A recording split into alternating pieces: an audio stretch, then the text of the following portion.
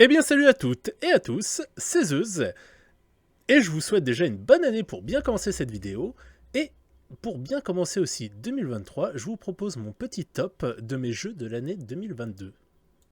Numéro 3. Alors, comme vous pouvez le voir aux images, mon troisième jeu de ce top 3 est bien sûr God of War Ragnarok. J'ai choisi ce jeu déjà parce que graphiquement il met une de ses claques. Personnellement, j'y ai joué sur PS5. Un énorme kiff, l'histoire très sympathique, la technique au top, franchement ils savent ce qu'ils font. Par contre, ce qui fait que pour moi il se retrouve qu'à la troisième place, c'est déjà les persos qui passent leur temps à vous dire tiens va là, fais ci, fais ça. C'est relou au bout d'un moment. Alors des fois c'est pratique, mais la plupart du temps c'est chiant. Et surtout, le truc que je retiens le plus de ce God of War, bordel de merde, le bouclier il est cassé. Putain, il y a tout le temps des personnes qui sont là qui font oh, utilise le bouclier. Et moi je suis là, il fonctionne pas le bouclier, j'appuie, mais ça sort 4 heures après. Je peux pas parer. Mais sinon, vraiment une histoire au top. On a plaisir à retrouver Kratos, Atreus et Ymir que nous avions connu dans le God of War précédent, qui était juste une claque. Et les développeurs ont continué dans cette ligne directive. Ce qui fait que God of War a été franchement, je pense, un immanquable de l'année. Numéro 2. Et oui, vous ne rêvez pas, en deuxième position, Pokémon Écarlate ou Violet. Pour ma part, j'ai joué à la version Écarlate. Alors beaucoup pourraient me dire, oui, mais il y aurait pu y avoir tellement d'autres jeux.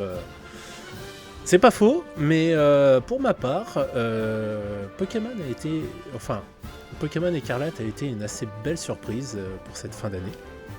J'ai passé énormément de temps et surtout, je me suis retrouvé à vraiment kiffer en fait ce qu'ils ont fait avec ce monde ouvert, tout ça, cette liberté qu'ils vous offrent. Alors c'est vrai qu'il n'y a pas vraiment en soi d'équilibrage sur les arènes, les arènes ont des niveaux bloqués, tout ça. Graphiquement, on va pas se cacher, c'est un peu à la ramasse, mais bon, la première mise à jour, il y avait déjà un peu adouci. Et j'espère que d'autres mises à jour au cas où viendront pour y adoucir un peu plus. Mais en vrai, passer cet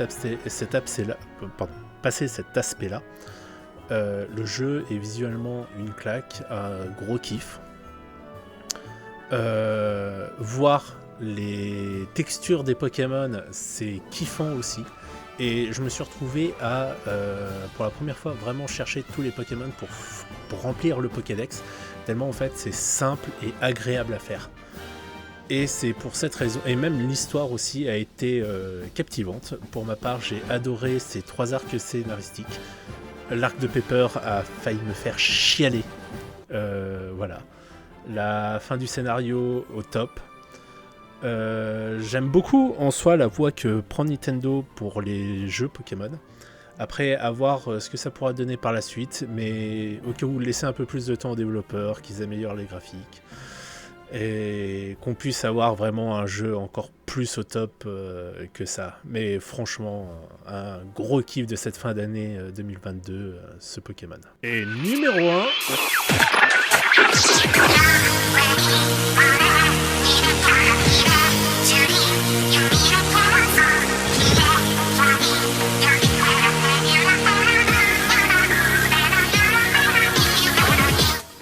Ah, cette musique, oui.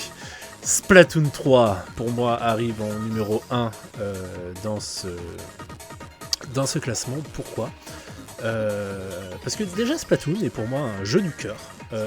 J'ai joué sur Wii U, j'ai joué à chacun des opus. L'histoire est au top. Franchement, sincèrement, Splatoon 3, j'ai absolument rien à lui redire.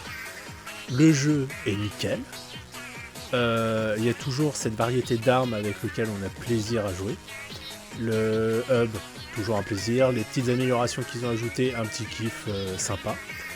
Le mode histoire, super sympa. J'ai vraiment kiffé le faire. Et j'ai même kiffé à faire le quasi 100% parce qu'il me reste genre la dernière zone que je suis pas arrivé à faire. Mais j'ai vraiment kiffé le mode histoire de ce Splatoon 3.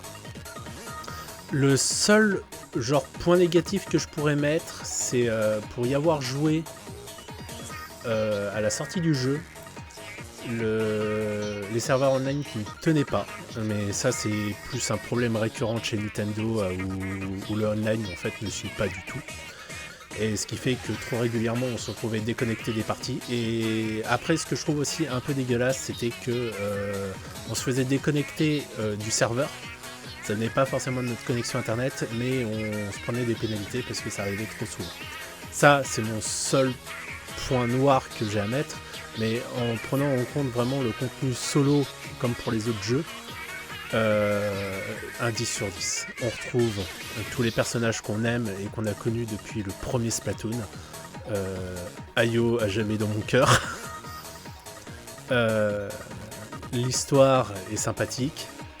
Ils arrivent toujours à nous surprendre et c'est... Alors, ils font un truc très con, c'est-à-dire qu'ils prennent toujours la même trame de base, mais ça finit jamais pareil, les Splatoon.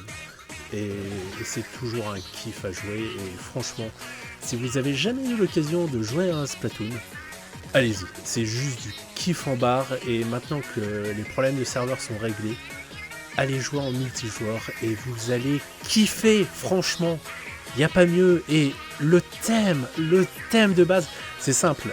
Une raison qui m'a fait aussi choisir Splatoon en tant que top 1 de ce top, c'est que la musique de fin, qu'ils mettent au mode histoire, dans les temps difficiles que je vis actuellement, est la seule musique qui me procure de telles émotions.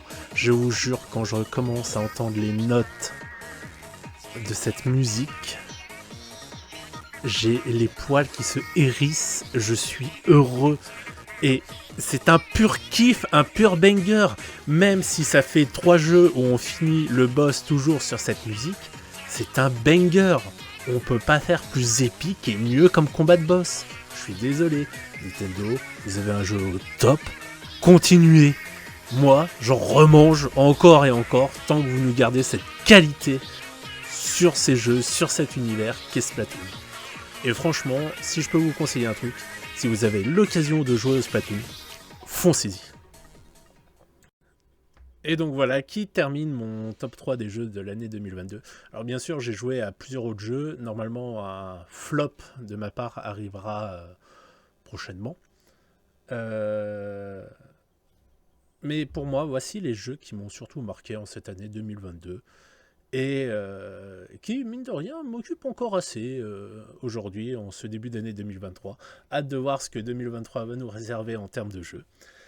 En tout cas, j'espère que cette petite vidéo vous aura plu. N'hésitez pas à liker, à commenter, à partager et à vous abonner. C'était Zeus, et je vous dis à très bientôt.